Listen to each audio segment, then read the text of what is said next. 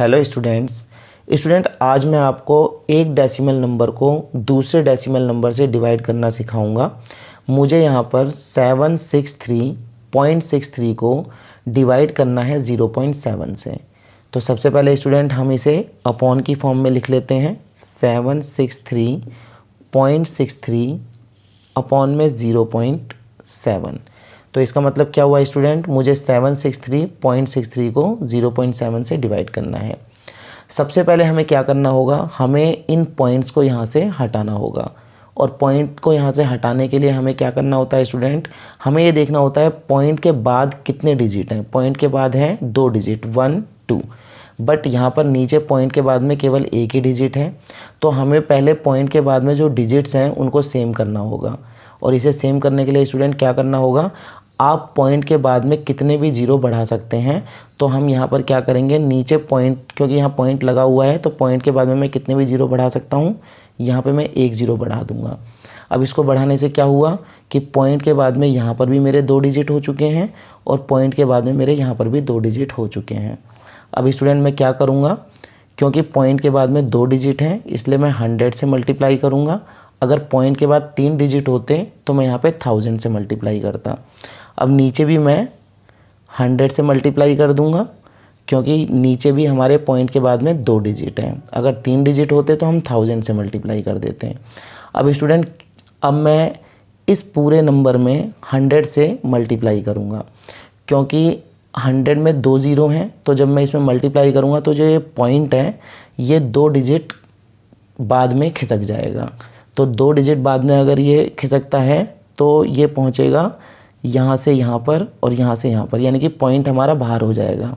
और यहाँ पर भी जब मैं 100 से इसमें मल्टीप्लाई करूँगा तो पॉइंट हमारा 2 डिजिट बाद में लगेगा। तो यहाँ पर 2 डिजिट अगर बाद में पॉइंट लगता है तो ये पहले यहाँ पर खिसकेगा, फिर यहाँ से यहाँ पर खिसकेगा। इसका मतलब यहाँ से भी पॉइंट हमारा बाहर हो जाएगा।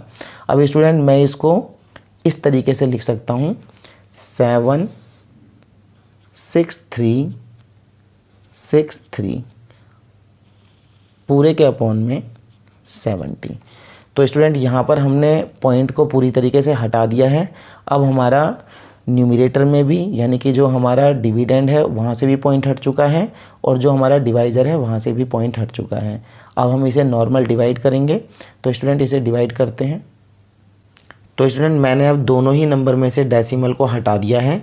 अब मुझे 76363 को 70 से डिवाइड करना है।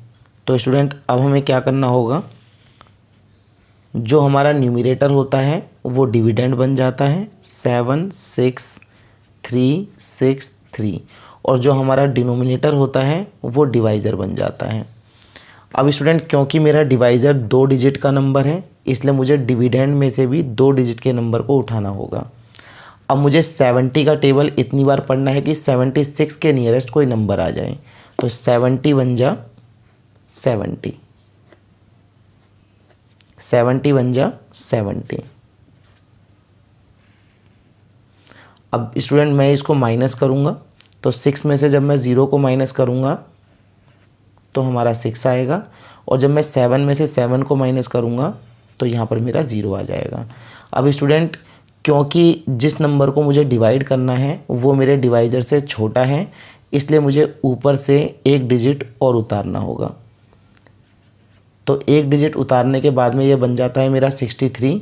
अब मुझे 63 को 70 से डिवाइड करना है। तो अभी भी मेरा जो डिवाइज़र है वो बड़ा है और मेरा जो ये नंबर है जिसे मुझे डिवाइड करना है वो छोटा है। तो मुझे स्टूडेंट एक डिजिट ऊपर से और उतारना होगा।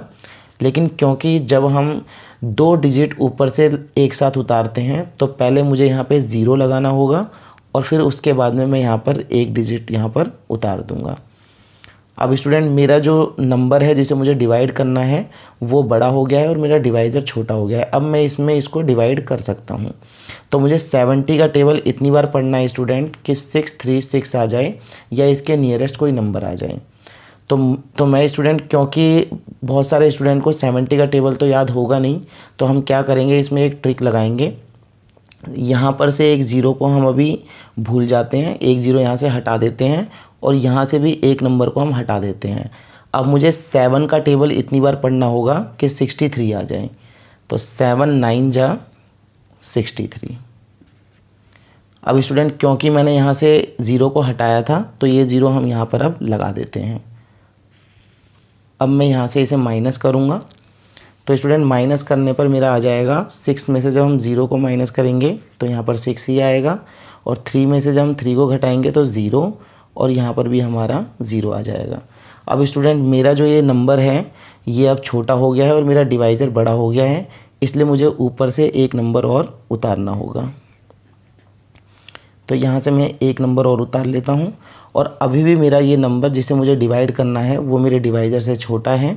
तो इसलिए स्टूडेंट अब यहाँ पर कोई नंबर तो है नहीं, तो ऊपर से मेरे को 2 नंबर एक साथ उतारने हैं, क्योंकि ये अभी डिवाइड नहीं हो रहा है लेकिन ऊपर नंबर नहीं है।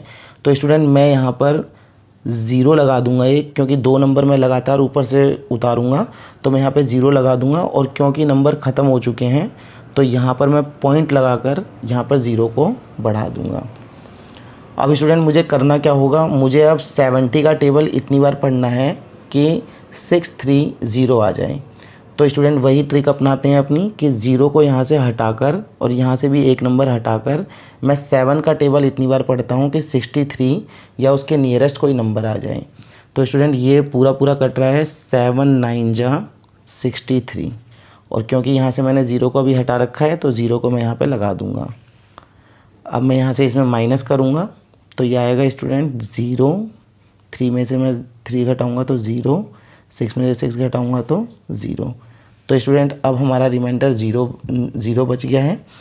तो स्टूडेंट हमने अब डेसिमल वाले नंबर को अच्छे से डिवाइड करना सीख लिया है। अब कोई भी नंबर डेसिमल वाला आएगा तो आप बहुत आसानी से उसे आप डिवाइड कर देंगे। वीडियो पसंद आया हो तो वीडियो को लाइक, सब्सक्राइब और शेयर करना ना भूलें। Thank you.